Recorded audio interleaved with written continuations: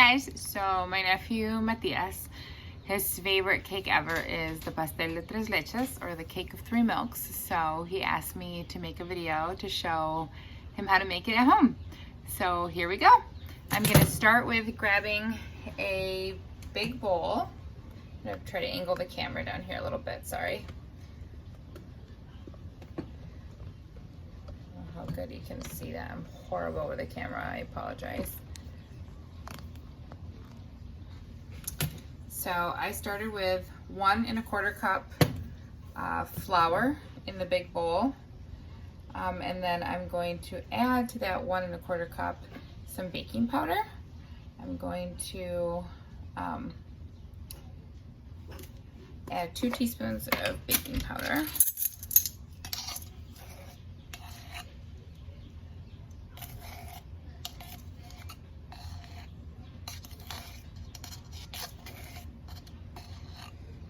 And then I'm also going to add a 1/4 teaspoon of salt to that.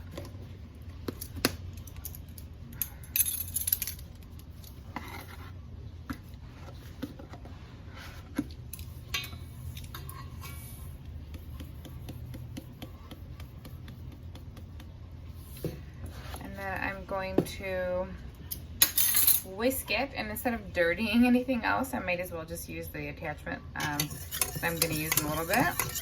Just whisk it, and I'm going to set it aside. Alrighty, in another bowl, another clean medium-sized bowl, I'm going to add, so the recipe calls for 5 whole eggs, but you have to separate them. So I just cracked my eggs and put the egg whites in one bowl and the egg yolks in the other bowl. So in this other bowl that's clean, I'm going to add my 5 egg yolks.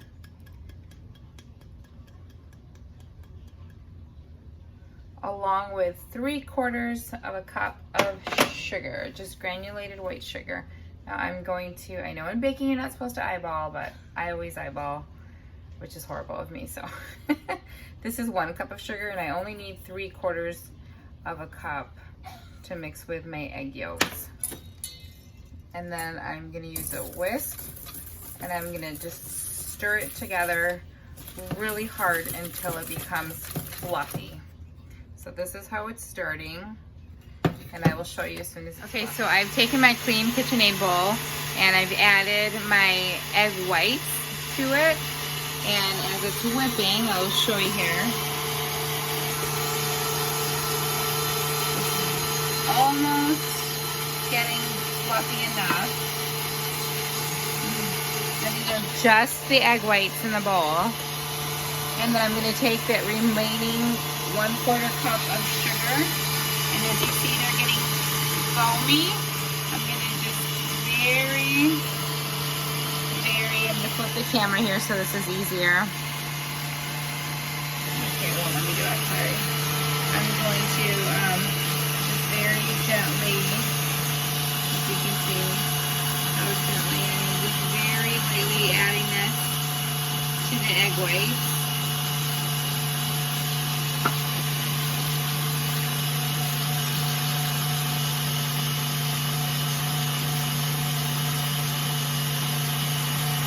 See, they're just nice and fluffy.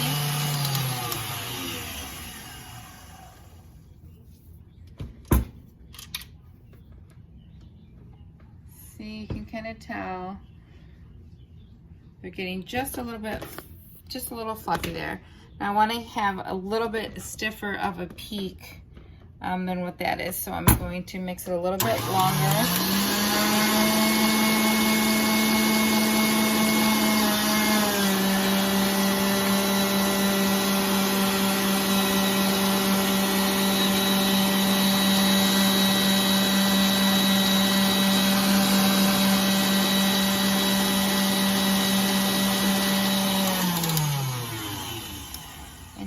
Have some pretty decent stiff peaks, as you can tell, and how you can tell is if you go to lift it and you see that it just stays lifted up just like that. So I'm going to take the whisk attachment off and put it in the sink, and then I'll go to creamy that are mixed in with 3/4 cups of white sugar. I'm going to add vanilla. And I just eyeball it. It's about 2 teaspoons roughly of vanilla that I like to add. And then I'm going to whisk. My next step is I'm going to, now that it's all creamy like that, I'm going to add my dry ingredients to my wet ingredients. And then I'm going to mix that. So it's kind of pasty, as you can see. So to the egg yolk mixture with the dry ingredients already in there, I'm going to add 1/2 of a cup of milk, just regular milk. I'm going to stir that really good. Okay, so now that I have mixed it all in, it's all creamy, I'm going to take those egg whites, these guys that I whipped in my mixer to stiff beak, and I am going to fold the egg whites into the cake batter. So this is how you do that. You kind of very gently drop them on top.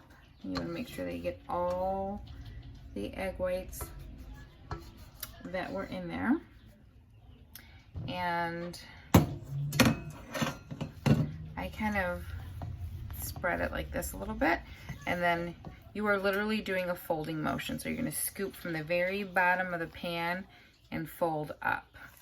And you're just going to continue to kind of rotate that pan, or that bowl, sorry, and keep doing that. Just keep folding into that. You don't want to be really rough.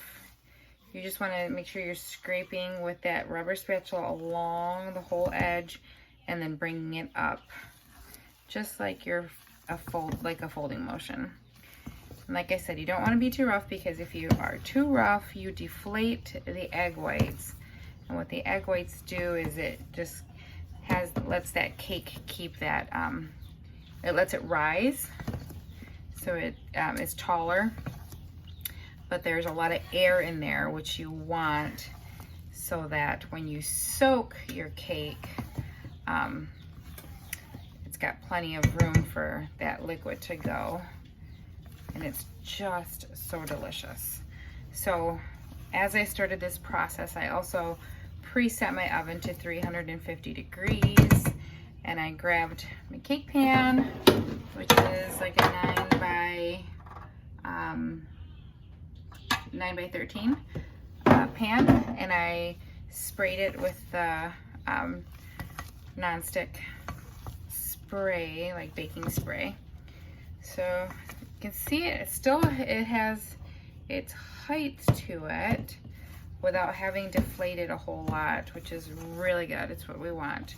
So I'm going to do that. I'm gonna put my cake pan here, and then I'm gonna pour my cake batter into there.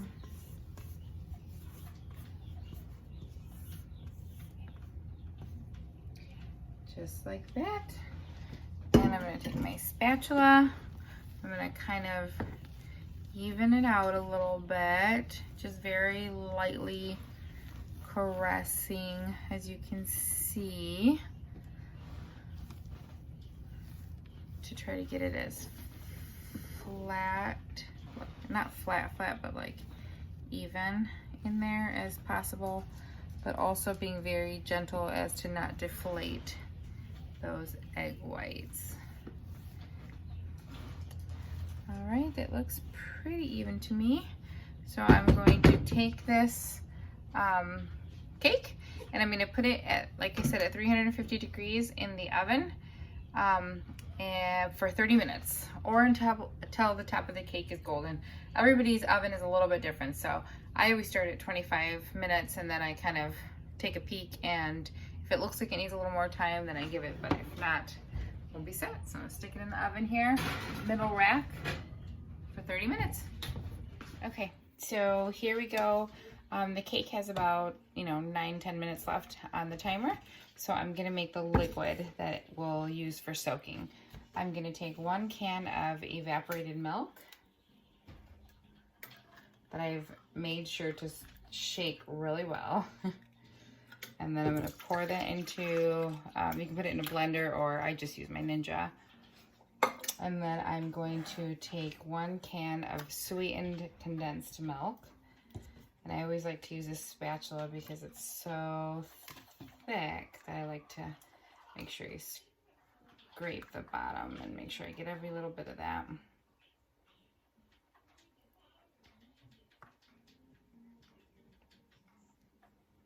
And then you put 2/3 of a cup of regular milk in there.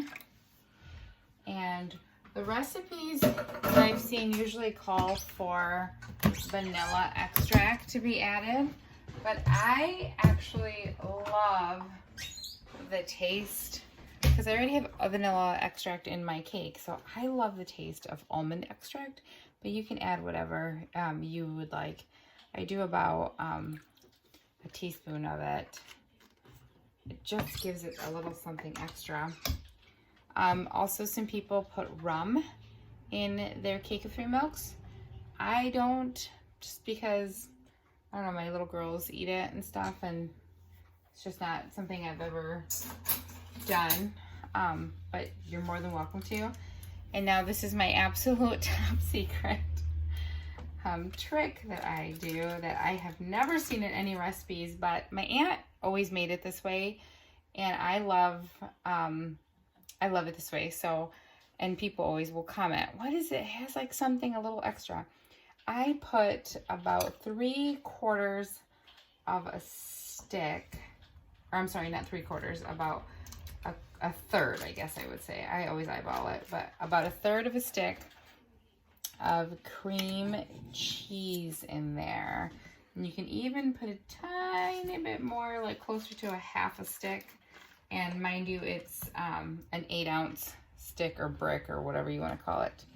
So you could put, like I said, about 1/3 to 1/2 a cup of cream cheese in that mix, and it gives it a little extra tang and deliciousness. It's my favorite. So that is how I make it. And then I'm going to put the top on the Ninja, and I'm going to blend it.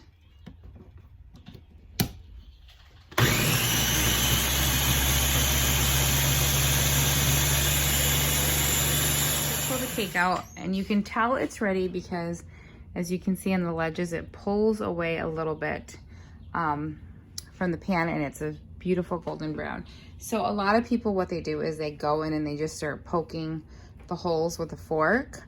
I let it cool off for just a couple minutes, and what I do actually is I take that really thin layer of skin, if you will, or like on a pudding, you know how it has a skin, and I peel that off, being careful, of course, not to leave big dips and holes, but sometimes you can just run the fork along it to kind of scrape it, and it just leaves more exposed sponge, if you look really closely there, which will absorb that milk mixture way better. So after I did scraped it with the fork and made little holes, I poured 1/3 of the mixture in the on top to soak in, and then I put it in the fridge for a couple hours, took it back out, poured the second third of the mixture in, and put it back in the fridge, and then I just took it out 2 hours later and poured the remaining part of the mixture in there to soak. So this will all seep in overnight into the cake, and then tomorrow morning I'll take it out and show you how to top it.